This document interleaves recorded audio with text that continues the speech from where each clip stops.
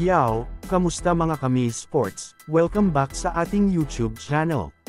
Ngayong araw na ito, ay pag-uusapan natin, Lakers nilampaso ang Spurs. Pag-uusapan na din natin, Davis kinawawa si Wemby. Marami nga ang nag-aabang sa unang pagtatapat ni LeBron James at Victor Wembanyama ngayong season dahil hati nga ang opinyon ng mga NBA insiders ang mga NBA fans, patungkol kung sino nga ba sa dalawang ito ang greatest prospect of all time. Subalit sa nangyari ngang tapatan ng Lakers at Spurs, ay hindi nga naglaro itong si LeBron James. Subalit kahit nga wala itong si LeBron James at Gabe Vincent, para sa Los Angeles Lakers, hindi man lang nakaporma dito ang San Antonio Spurs, mula nga first half hanggang second half ay hindi nagawang makahabol ng Spurs sa lamang ng Lakers. Palaki nga ng palaki ang lead ng Lakers sa laban na ito. Kaya naman sa huli nga ay Los Angeles Lakers pa rin ang nagwagi sa laban na ito. Sa next game nga ng Lakers ay makakatapat nga ulit nila itong San Antonio Spurs, at paniguradong maglalaro na itong si LeBron James dito. Ano ang masasabi mo dito? Mag-comment lang.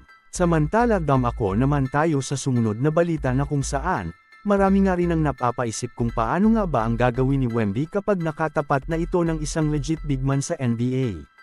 Kaya naman sa tapatan nga ng Lakers at Spurs, ay nakatapat nito si Anthony Davis, na kung saan kitang-kita nga natin dito ang experience ni Anthony Davis. May isang play pa nga na kung saan, kinalabaw nga ni Davis itong si Wemby papuntang loob ng paint at dinakdakan pa nga ito. Kitang-kita nga dito ang kakulangan ni Wemby sa kanyang pangangatawan. Well, hindi naman ito masama dahil unang season pa lang naman ito ni Victor Wembanyama, kaya malaki pa ang maaring maging improvement nito.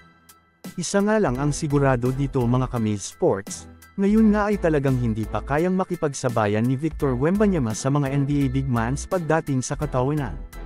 Ano ang masasabi mo dito? Mag-comment lang. So, ayon lamang ang ating mabilisang balita sa araw na ito, sana ay nag-enjoy ka. Huwag mo na ding kalimutang mag-subscribe bilang pagsuporta sa ating YouTube channel. Maraming salamat po.